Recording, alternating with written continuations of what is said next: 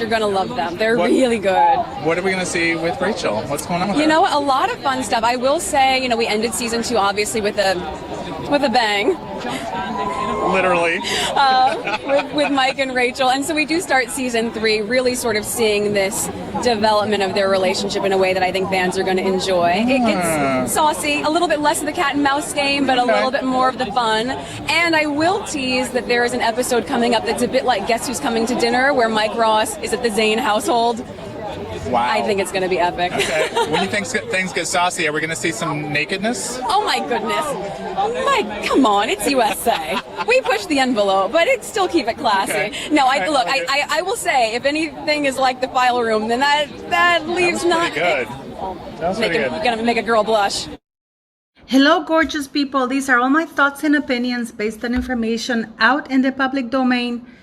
Don't forget to do your own research, and this is a platform for entertainment and for us to express our opinions. Well, Meghan Markle's boring podcast. Now, I'm going to say this once because this is really funny. This is like the Z-list pot calling the A-list kettles out. Meghan Markle with some other women are saying they're criticizing the stereotyping of women, dragon ladies, of the Asian culture by Quentin Tarantino and Mike Myers. How the feminist women are denigrated and ridiculed and blah, blah, blah. Why didn't she talk about Tyler Perry? Tyler Perry denigrates the black culture with the awful stereotypes that he does in Medea. They're all ignorant, uneducated, loud, don't speak proper English, welfare. That's the stereotype that Tyler Perry gives in his movies. He doesn't present any positive image of black community. And let me tell you something. The reason why all of Mike Myers' movies and Quentin Tarantino's movies, why those two men they pack up a theater, is because we like their movies. And they're movies. They're just movies. They're not documentaries based on real life. And the reason why I'm saying that Meghan Markle at a Z-list pot is calling the A-list kettles in the form of Mike Myers and Quentin Tarantino out for stereotyping. She didn't have any problems taking her pants off or, being naked in suits. In fact, she gave an interview once saying that she was tired of being always naked on almost naked in all the scenes, and that she had talked to producers to give her more scenes with clothes on.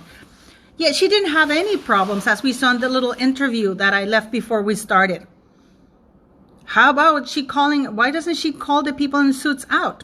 My opinion is that she's angry that they didn't cast her. She probably auditioned for it and they didn't cast her. I mean, even Tyler Perry didn't cast her in any of the movies. And I haven't listened to, but one of my friends sent me the printout and I was reading it, and it's like the real realism. I mean, I thought I was reading a 2-year-old speaking, and she hired a fact checker before she spoke out. Kill Bill is one of the most has written and produced and directed or whatever. In Kill Bill, he's done The Bride, Oren Ishii. They're the epitome of power, of feminism, the epitome of power of feminism, because they're badass and they kick ass and they do all kinds of things. So that's who they are. So I don't see anything wrong with that. It's the epitome of feminism. They symbolize feminism. Kick ass, by the way. In my opinion, it's just Meghan is angry. So the fact checker should have checked that before having Meghan open her mouth. I mean, what is the fact checker doing, really? Making sure that Meghan doesn't lie? Then somebody has to tell Meghan that she should stop lying. Because she fires everybody and she bullies everybody, in my opinion, if they don't agree with her. Now, I'm going to say something very quickly here. A lady wrote to me saying that, because I asked for people to help Samantha with the Polk County Police. And this lady wrote a long comment saying, well, if the Polk County Police is not helping her, it's for a reason, because they're badass and blah, blah, blah. I encountered that same problem with Norway. Because people said if Norway's after you, Norway has this image of being fair, pro-civil rights, pro-human rights. BS. My trial demonstrated that they were abusive, racist, and xenophobic, and they abused the power. But I had to fight against the image that they had. So with Samantha, so you know, Polk County don't even want to look at her because of the newspaper clippings and the stories that Meghan Markle and her friends have planted around.